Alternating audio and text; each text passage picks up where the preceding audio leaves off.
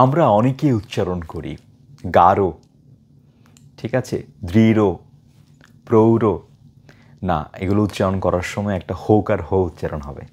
যেমন দৃঢ়, গাঢ়, গূঢ়, মূঢ়, প্রৌঢ়।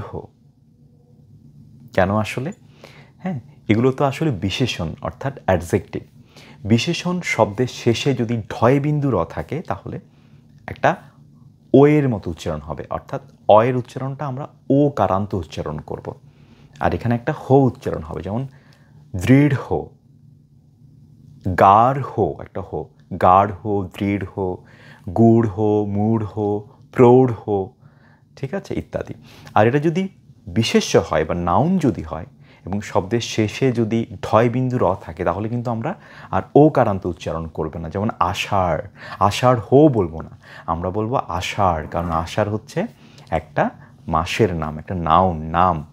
রাঢ় হচ্ছে কি পশ্চিমবঙ্গের একটা অঞ্চলের নাম, রাঢ় অঞ্চল, ঠিক আছে, আমরা উচ্চারণ করব আষাঢ়, রাঢ়।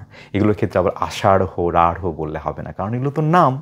আর এটা যদি নাম না হয়ে যদি অ্যাডজেক্টিভ হয়, অর্থাৎ বিশেষণ হয়, সেক্ষেত্রে আমরা ও কারান্ত উচ্চারণ করব। যেমন দৃঢ় শক্তিশালী, গাঢ় নীল আকাশ, হ্যাঁ, প্রৌঢ় ব্যক্তি, ঠিক আছে, এগুলো মাথায় রাখতে হবে।